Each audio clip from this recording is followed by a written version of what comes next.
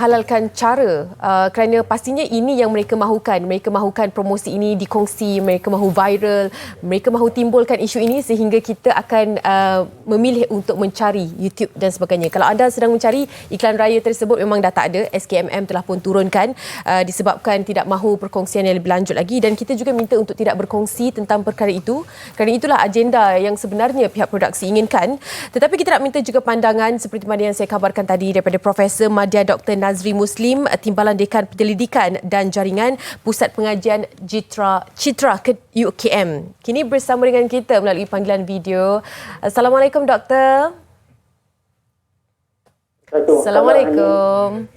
Apa khabar Doktor? Sihat? Alhamdulillah, sihat. Alhamdulillah.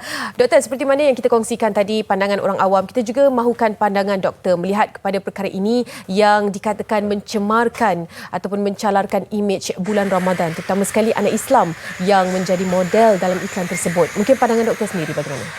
Okey. Bismillahirrahmanirrahim. Assalamualaikum warahmatullahi wabarakatuh. Terima kasih kepada MSI kerana menjemput saya untuk berkongsi pandangan pada pagi ini. Okey, so saya rasa bila kita lihat video tersebut, satu yang kita sudah ingat, di Malaysia ni kita masyarakat yang pelbagai etnik kan.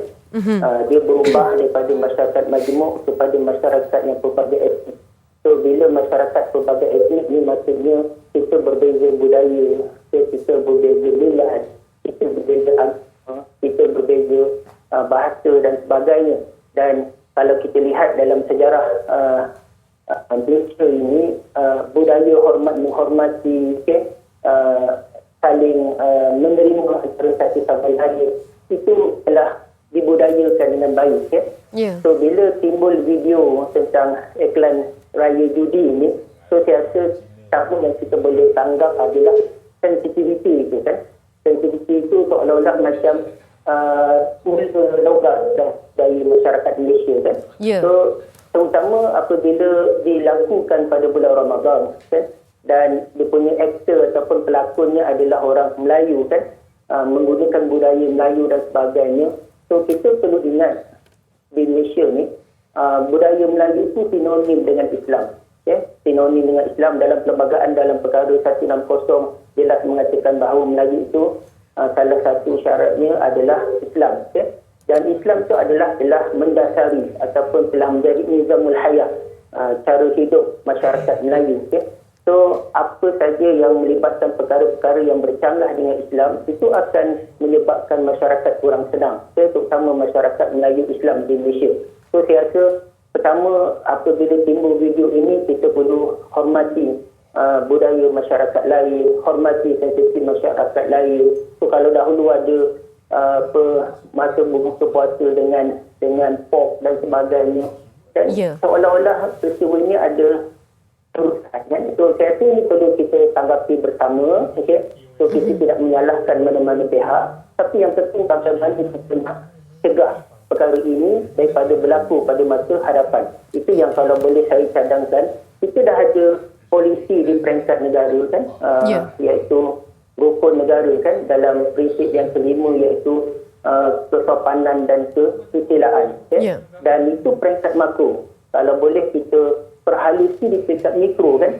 So kita ada pengurusan silang budaya kan, kita ada pengurusan hubungan etnik kan, dan boleh mungkin tiba masanya kalau kita war-warkan pengurusan sensitiviti di kalangan rakyat Malaysia supaya kita sensitif bukan hanya pada budaya Melayu saya rasa kan, tapi kepada budaya masyarakat lain, kepada orang Cina, orang India, Bumi Putera di Sabah dan Sarawak. Itu yang perlu kita ambil pengajaran, ambil iktibar supaya sensitiviti dalam masyarakat pelbagai etnik ini sesuatu yang amat berat, amat berat, dan dia perlu ditangani bersama supaya tidak menimbulkan konflik antara satu sama lain. Itu pandangan awal saya lah tentang iklan video judi raya.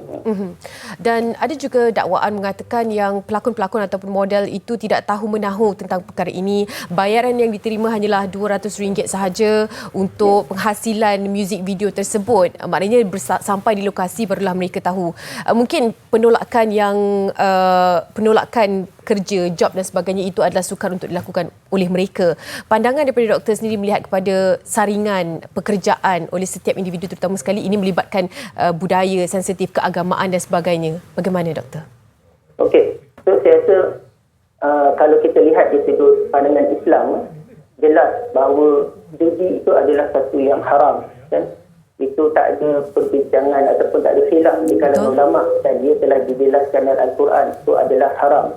So bila melibatkan haram, itu melibatkan pegangan agama kita dalam agama Islam, kan? So memang kalau boleh lah saya rasa akan datang, kan, ini dah berlaku tak apalah. So bagi mereka yang terlibat dalam perkara-perkara sensitif, melibatkan hal-hal berkaitan dengan agama, so kita walaupun telah telah disediakan, tidak tahu dan sebagainya, tapi sebelum berlaku penggambaran itu saya rasa dia dah dimaklumkan. So saya rasa kena tegas dalam hal ini, kita kena ambil tindakan bahawa saya takkan terlibat dalam perkara inilah. So itu yang perlu kita rasa bagi rakyat Malaysia, apa saja yang melibatkan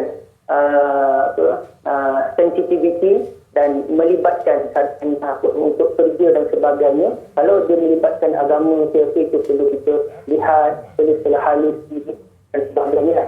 Impact dia cukup besar, kan? Pertama, impact kepada individu tersebut, pelakon tersebut. Yang kedua, impact kepada masyarakat, kan? So, saya rasa kalau dia menolak di saat akhir pun tak ada masalah, sebab ini melibatkan sensitivity, kan? Walaupun dia dah mohon maaf dan sebagainya, dia dah tahu, dan kita kena terima, kan? Dalam bulan Ramadan yang mulia ni kita kena terima lah, kan, permohonan dan sebagainya, tapi jadikan pengajaran supaya apa saja perkara yang melibatkan sensitivity, melibatkan agama, sensitivity dan biasa, ada keberanian itu untuk menolak, kan, untuk menolak supaya dia tidak memberi efek lah kepada individu dan juga kepada masyarakat itu sendiri. Ya. Baik, terima kasih banyak-banyak doktor atas pandangan dan juga nasihat buah fikiran daripada doktor sendiri.